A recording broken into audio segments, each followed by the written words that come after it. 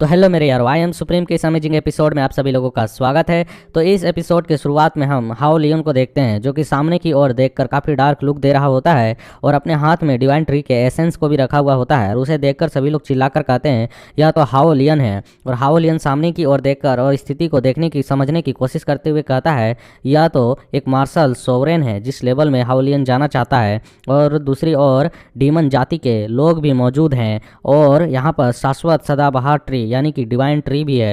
और इस समय मेरे पास डिवाइन ट्री का एसेंस मौजूद है। ये एक ऐसा बेतुका संयोग है, मतलब कि भाग्य है जो हम सभी इस तरीके की इस स्थिति में मिले हैं।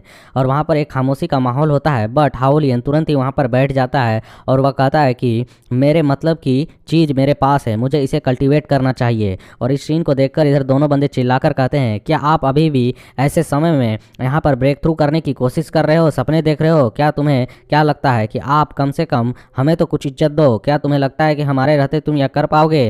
और हम देखते हैं हाओ लियन को, जिसने उस एसेंस को वहाँ ज़मीन पर रख दिया होता है और जिससे वहाँ पर एनर्जी निकल रही होती है। चारों ओर सब कुछ बदल जाता है और हरियाली भरी घास आ जाती है और स्पिरिचुअल एनर्जी मौजूद हो जाती है। और यहाँ पर हाओ लियन अपने हाथों में किसी तरह के सिंबल्स को बनाते हुए एक टेक्निक का नाम लेते हुए कहता है कि क्यूआई ब्रेथिंग टेक्निक एब्जॉर्ब। और हम देखते हैं वह यहाँ पर क्यूआई एनर्जी को जो चारों ओर फैली होती है डिवाइन ट्री की, उसे एब्जॉर्ब करने लगता है अपने बॉडी के अंदर ताकि वह ब्रेक थ्रू कर सके।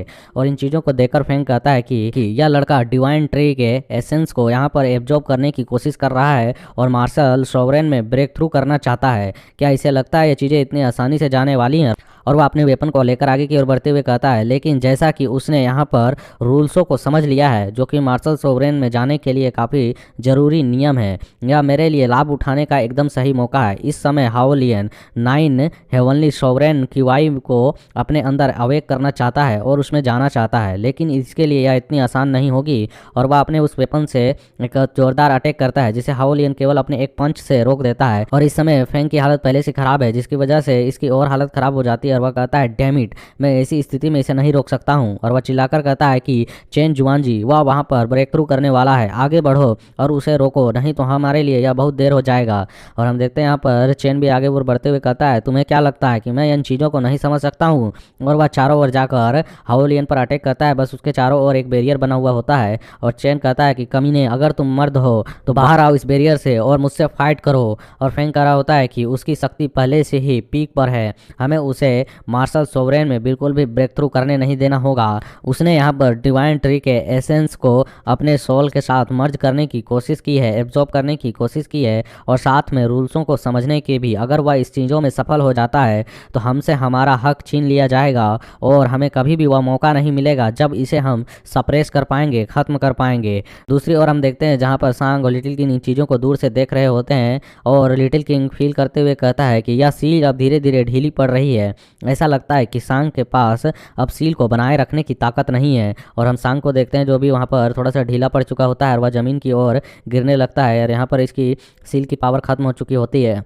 और सांग को गिरते हुए देखकर इसके दोनों डीमन जाति के लोग जाकर उसे संभालते हैं और कह रहा होता है मंकी मैन की लॉर्ड सांग जल्दी से अपने ब्रेथ को कंट्रोल करें। और सांग कह रहा होता है ठीक है, मैं ठीक हूँ, मैं अच्छी स्थिति में हूँ, मैं खुद को संभाल सकता हूँ। और वह वहाँ पर बैठकर वहाँ की एनर्जी को एब्जॉर्ब करने लगता है क्योंकि यहाँ पर डिवाइन ट्री का एसेंस बाहर निकल चुका है। तब इसके साथ और लिटिल किंग के साथ फाइट करने का कोई मतलब नहीं बनता है। और लिटिल किंग को हम देखते हैं जो कि शांति से वहाँ पर खड़ा होता है और वहाँ पर वह घूर घूर कर इन्हीं डायमंड जाति के लोगों को देख रहा होता है। और जो सांग होता है वह मुस्कुराते हुए लिटिल किंग की ओर देखते हुए कहता है कि हजारों साल पहले ठीक बिल्कुल आज की तरह जैसी एनर्जी यहाँ पर फैली हुई है उसी तरह की एनर्जी फैली हुई करती थी और मैं दिन प्रतिदिन आपकी ही छाया में बैठकर कल्टीवेशन किया करता था। और हमें देखते हैं यहाँ पे सनलाइट इसके ऊपर पड़ रही होती है लिटिल किंग से होते हुए। और सांग कहता है कि मैंने कभी नहीं सोचा था कि हजारों साल बाद मैं खुद को ऐसी स्थिति में पाऊंगा। और लिटिल किंग भी दूसरी ओर देखते हुए और अपने मन में कहता है कि मानव रूप को प्राप्त करने के बाद मैं अब शाश्वत सदाबहार ट्री से जुड़ा नहीं रहा हूँ, मैं उससे अलग हो चुका हूँ और साथ ही मैं तो बस एक छोटा सा बच्चा बन चुका हूँ जो कि अनंत सालों से सदाबहार ट्री के यादों को अपने पास रखता है, इसके अलावे कुछ भी नहीं। अनगिनत वर्षों में मैंने समुद्र को सहतूत के खेतों में बदलते हुए देखा है और मैं एक नया जीवन प्राप्त कर चुका हूँ। और दूसरी ओर वो अपनी यादों को याद करता है जहाँ पर कोई सांग से कह रहा होता है कि तुम छोटे बच्चे, क्या तुम सचमुच में सोचते हो कि तुम हमारे राजा बन सकते हो? ठीक है, अगर ऐसी बात है तो मुझ पर एक खरोच लगा कर दिखाओ।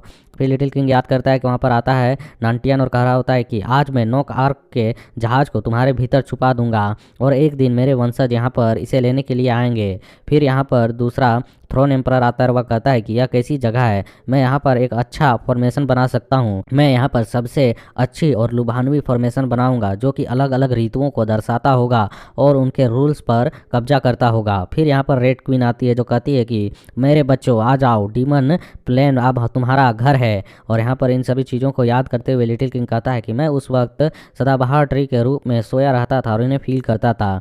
मैं जीत गया तो क्या होगा, मैं हार गया तो क्या होगा, इन सभी चीज़ों से आखिरकार अब क्या ही फर्क पड़ता है। जीवन धुंध के समान है, एक भागते हुए सपने की तरह है जो अपनी इच्छा से आगे बढ़ता है और फिर गायब हो जाता है। और वह इन्हीं चीज़ों को सोचकर बहुत ही काम लुक दे रहा होता है और अपने मन में कहता है कि मैं अब अपने असली स्वरूप से बंधा बिल्कुल नहीं हूँ। इस विशाल दुनिया में मैं अंततः आज़ादी से अब उड़ सकता हूँ, क्योंकि इसका यहाँ पर ट्री जो है वह रिलीज हो चुका है, आज़ाद हो चुका है और यह भी अब कहीं भी जा सकता है और ये अपने पावर्स को अपने पास पेजेस कर चुका है। तभी लिटिल किंग के अंदर से थंडर एनर्जी निकलती है जिसे देखकर सांग हैरान होता है और कहता है कि बधाई हो लिटिल किंग, तुमने मार्शल सोवरेन में अंततः ब्रेक थ्रू कर लिया है। और लिटिल किंग भी अपने थंडर एनर्जी को देखते हुए कहता है ये क्या, यह तो एक मार्शल सोवरेन रियलम की पावर है। और हम देखते हैं यहाँ सांग को जो कहता है कि हर किसी का अपना मार्शल आर्ट पाथ होता है, जब तक आप अपना रास्ता खोज लेंगे आप उस अंतिम द्वार से गुजर पाएंगे। दूसरी ओर हम देखते हैं जहाँ पर चेन ने वहाँ पर उसके शील्ड को तोड़ दिया होता है, अटैक करने के लिए आगे बढ़ रहा होता है। यहाँ सांग की आवाज़ आती है, वह अपना रास्ता खोजने में असमर्थ रहता है, यही कारण है कि वह हमेशा असफल रहता है। अगर वह अपने रास्ते को प्राप्त कर लेता है तो वह ब्रेक थ्रू भी कर लेता है। और दूसरी ओर रेड क्वीन कर रही होती है, लिटिल किंग अंततः आप 9 हेवनली सोवरेन रियलम में ब्रेक थ्रू कर चुके हैं, मतलब कि सोवरेन रियलम में पहुंच चुके हैं। मुझे आशा है कि आप मेरे 5 एलिमेंट रेड किंग्स को बचाने में मेरी मदद करेंगे। लिटिल किंग कहता है रेड क्वीन आप, और वह कहता है उससे कि चिंता मत करो, मैं रेड किंग्स को बचाने में तुम्हारी मदद जरूर करूंगा, लेकिन उससे पहले मुझे एक अंतिम कार्य पूरा करना है। उसके बाद मैं मेरा वास्तविक रूप आपके वंशजों को यहाँ पर और अधिक एनर्जी प्रदान नहीं कर पाएगा और डीमन प्लेन एरिया पहले की तरह हरा भरा और भरपूर नहीं रहेगा, यहाँ एनर्जी की कमी रहेगी।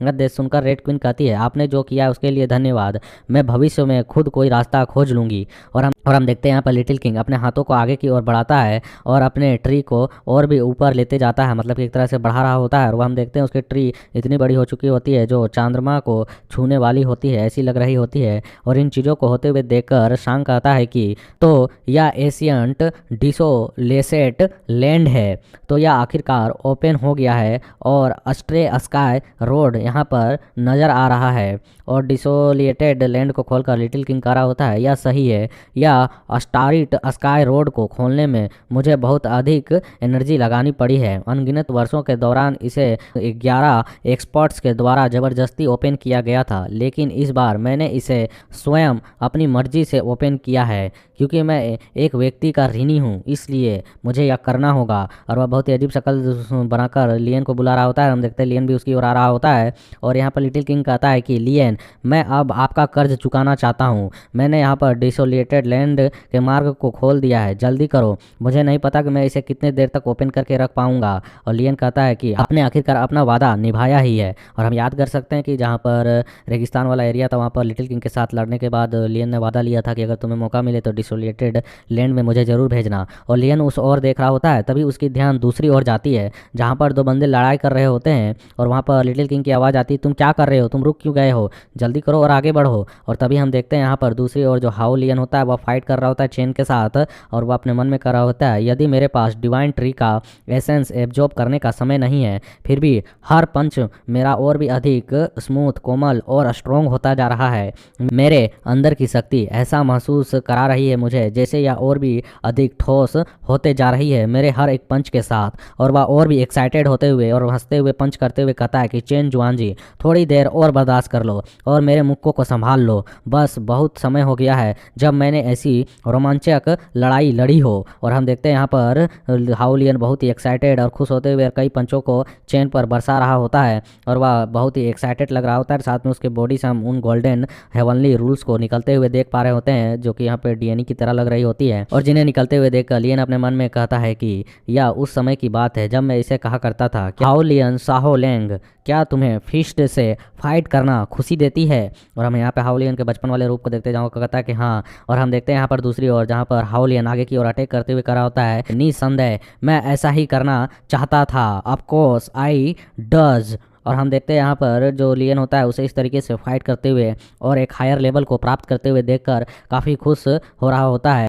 और हम देखते हैं हाउ लियन के चारों तरफ से काफ़ी ज़्यादा मात्रा में एनर्जी निकल रही होती है और इन चीज़ों को देखकर फेंग कह रहा होता है कि नहीं, यह 9 हेवनली रियलम को प्राप्त करने वाला है, ये अर्थ एंड हेवन के रूल्सों को वो एब्जॉर्ब करने वाला है और साथ में सोवरेन की वाई की ताकत को भी प्राप्त करने वाला है। क्या वह सचमुच में इन चीज़ों में सफलता पाने वाला है? इसे जल्द से जल्द रोको। तभी हम देखते हैं हाउ लियन के बॉडी के आर पार एक वेपन होती है और उसके बॉडी से ब्लड निकलती है और इसका जो कल्टिवेशन होता है यहीं पर रुक जाता है। और हमें दूसरी ओर दिखाया जाता है इस वेव अटैक को करने वाला यह समुराई मैन होता है जो कहता है कि माफ करना, यह सचमुच में मेरा आखिरी वेपन था और मेरे पास कोई वेपन नहीं है।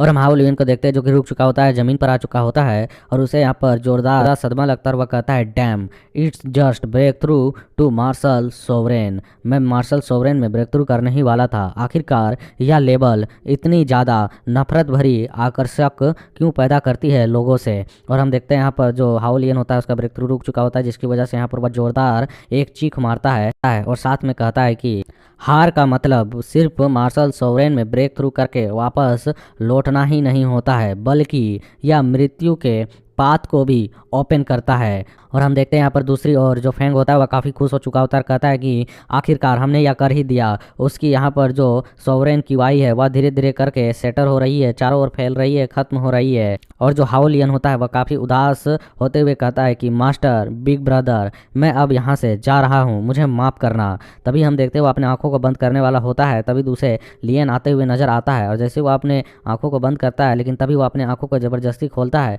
और वह लियन को देखता है जो इसकी ओर बढ़ रहा होता है। तभी उसके दिमाग में उसे इस तरीके से उड़कर आते हुए देखकर एक चीज़ याद आती है और जिसे यहाँ पर लियन अपने मास्टर के रूप में मतलब कि रियल सोल रूप में नज़र आ रहा होता है और वह मन में भी कहता है कि मास्टर। और इसी सीन के साथ यहाँ पर ये चैप्टर कंप्लीट होता है। So like, share, comment and support.